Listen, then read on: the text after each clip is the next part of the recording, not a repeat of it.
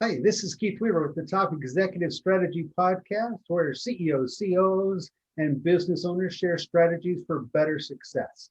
This is 6 questions in 9 minutes because the best strategies are concise business advice. And we're going to get right with our guest today. And with question number 1, in a few sentences, tell us who you are and what you do. Well, hi, Keith. It is nice to be with you on the podcast.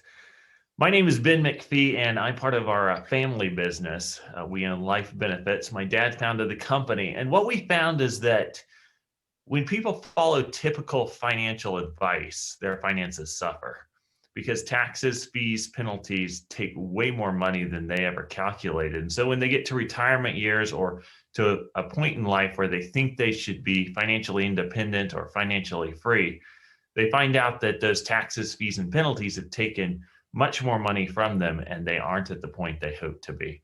So we have a financial formula that lets people keep more of the money they make so they can have financial peace of mind.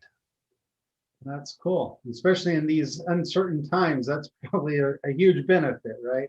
You're right. Now more than ever. Absolutely. I know there's been a lot of people I've known that have wanted to take an early retirement just to kind of, get out of the employment market with everything going on. So. I could see that. Well, it's great having you on, and we look forward to your insights.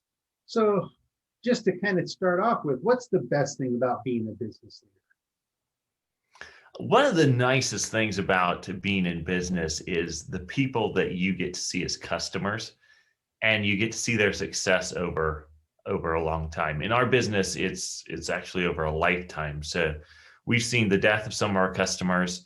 We are able to provide life insurance in the business we do. So we've been able to deliver death benefits to their families and see how that helps them.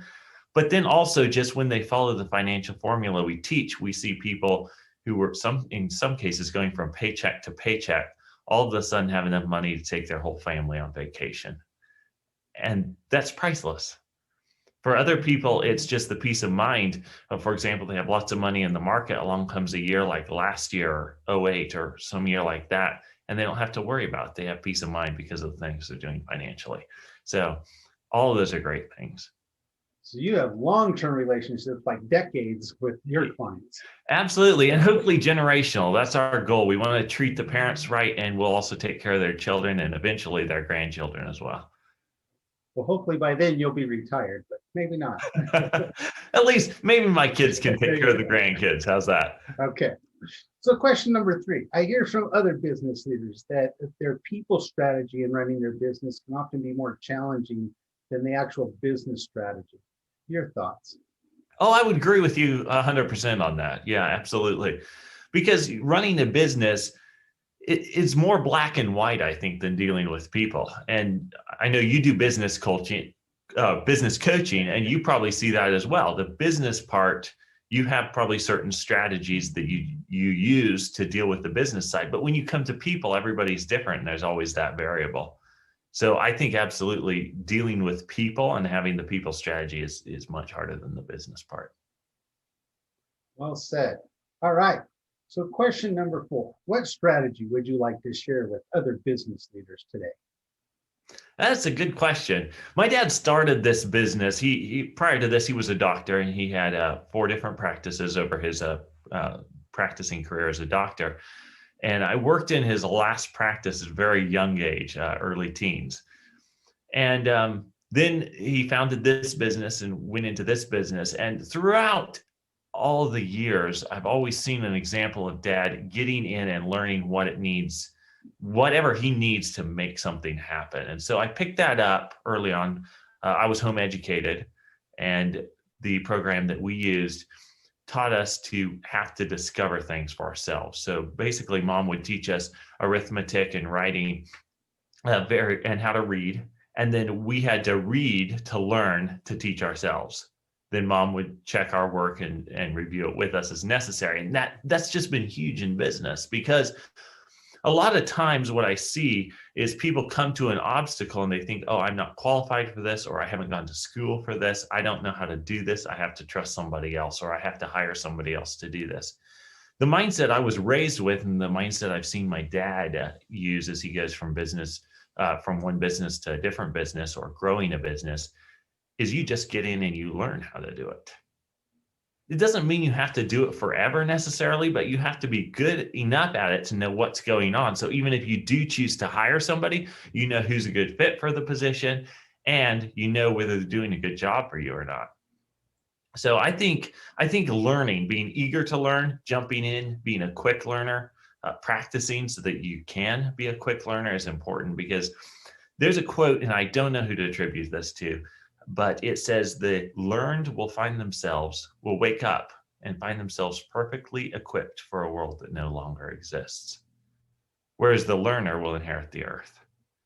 And so I think having that mindset and just being ready to get in, get dirty if necessary, but just learn whatever you need is probably the most important skill you can have in business. I like that. I like that quote too. But also you mentioned, have knowing enough that when you hire someone, to hire the right person. If you don't know what you need in a person because you don't know what skills and what it takes, it's hard to hire somebody, right? The right person. And so you have to know hard. what you're looking for and know enough about what it is. So.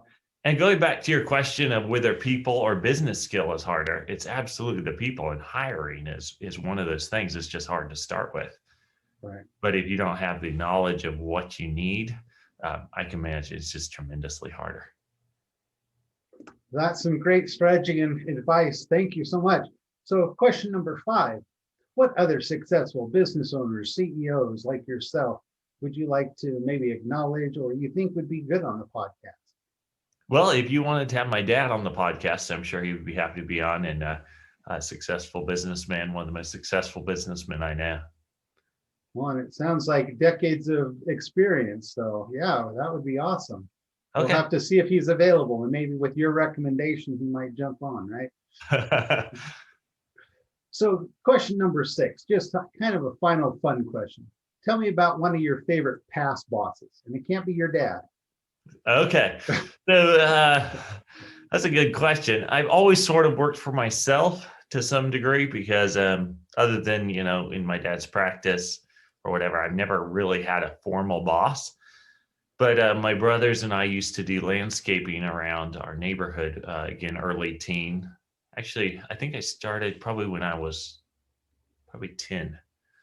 And so we had an older neighbor. He was in his 80s, late 70s when we first met him, 80s, towards the end of his life, that we worked for. And he was a former carpenter. So I learned a lot of building skills from him. One of my favorite bosses. He also raised goats, and I had a goat at the time. So that was nice. But I learned a lot from him, both good and bad. And so that was a good experience. That's cool. And it's interesting how many people talk about bosses in their teenage years, those formative years when we're just kind of learning about work and stuff, and how important good leadership and good people that can mentor us are in our lives. So that's a great story, though. Well, thank you for being on. Really appreciate your time and your insights. Before we go, can you tell people how they might be able to get a hold of you? Oh, probably the best way to get a hold of us is life-benefits.com. That's our website. Or if they want to reach out to me directly, it's ben@life-benefits.com. That's my email address. Well, great. Well, again, thank you so much for being on. We hope you have continued success, especially in these hard times, right? Helping other people also put money away and have success. And this is Keith Weaver with the Top Executive Strategy Podcast. And for more insights and to follow us, you can follow us at Weaver Business Coaching, find us on LinkedIn, and of course, you can listen to us on your favorite podcast platform. And we wish you all the best success.